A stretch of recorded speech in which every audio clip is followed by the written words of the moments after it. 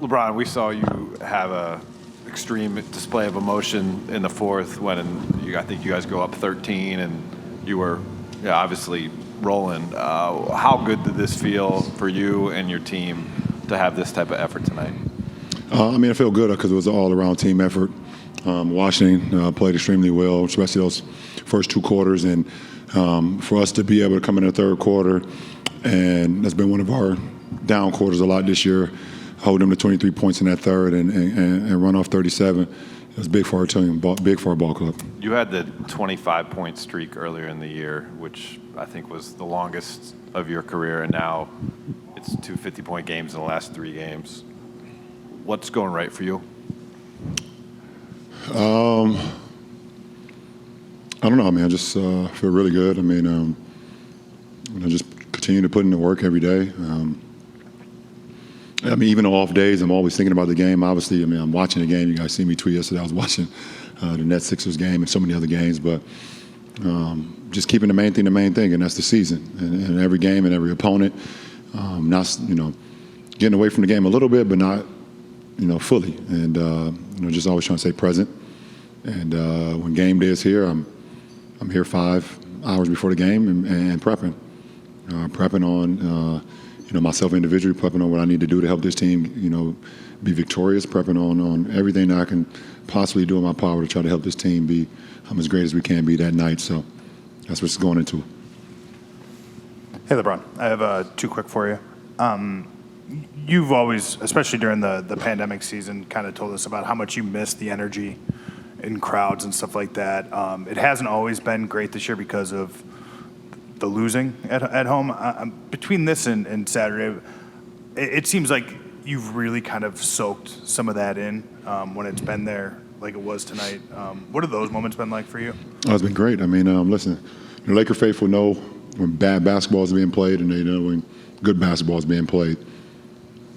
They have the right to have any response they want. At the end of the day, they've seen so many great teams, so many great individuals, so many great individual performances, so many great things in this building and over the course of this franchise history. So for me, being a part of this franchise is, I feel like I just try to give them an opportunity to have memorable nights as well. I try to, give them something to cheer for, give them something to feel good about on a nightly basis. And I know, it hasn't been as great as they would like it for it to be this year, but, you take the small wins when they come for sure.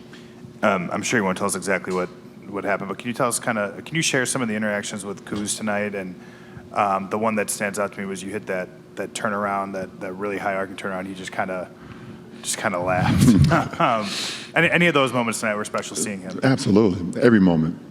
We matched up a lot tonight. Seeing my 2 brothers, KCP and Kuz, and seeing Kuz's development this year has been so amazing. His playmaking, his shot making, his decision making throughout the season. KCP continues to just obviously can shoot the heck out of the ball, and just a great teammate. But it's always a welcoming feeling when you see one of your teammates that you was in the foxhole with to win a championship, because you know how much blood, sweat, tears, and everything that went with that, trying to accomplish that. So, I love the fact that they're thriving so much right now. Kuz is leading them in scoring with Brad out, and KCP is second. KCP in the last 10, 12 games been shooting 50% from the three-point line. And Kuz he's damn near had a double-double almost every game, or every other game. So, I just love what those guys are doing. I'm happy for them. Kind of speaking of teammates, Malik, Taylon with the hammer dunk, Austin with that play to the rim before that timeout.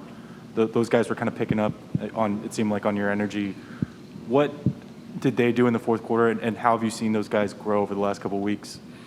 We're on the floor for a reason in the fourth, and I expect those guys to make plays, and because they're on the floor, and I know what they're capable of. I know what Malik is capable of. Obviously, I've been in the foxhole with THT, and Austin has proven himself. So, it was great to see those guys make plays down the stretch especially when the Wizards, started doubling my pick and rolls or my ISOs, and those guys continued to make plays. It was great to see that. Mike, you have one last question? Just to follow up, LeBron, on the court, you were talking about, NBA Jam, that feeling you kind of get in. I wonder, did you like to play to try to get on fire? Were you a dunker? What team did you usually like to play with? Please, just more on that. Yeah, I mean, I would definitely try to get on fire. I mean, because you can shoot from, back then, shoot from half court was like something unheard of, and now, guys are really doing it. So back then, I would play with the Seattle Supersonics because you would get Gary Payton and Sean Kemp. I would play with the Bulls a little bit, but obviously MJ wasn't on the game because now that I found out when I'm much older and I'm a professional, they didn't have his name and likeness to be able to put him on the game. So you have to play with like Horace and Scotty, or the Mavericks. You could play with J Kidd or Mashburn, or you could sub and put Jimmy Jackson in there. Because it was usually like 3 guys. So you're testing my history right now with video game, which I love. But definitely to be able to catch fire was something that you would definitely try to do, because you would literally come right as soon as you hit that half-court line, you would let it go. Oh, and the Golden State Warriors too, because you could play with like Tim Hardaway and Chris Mullin. Yeah, that was nice too.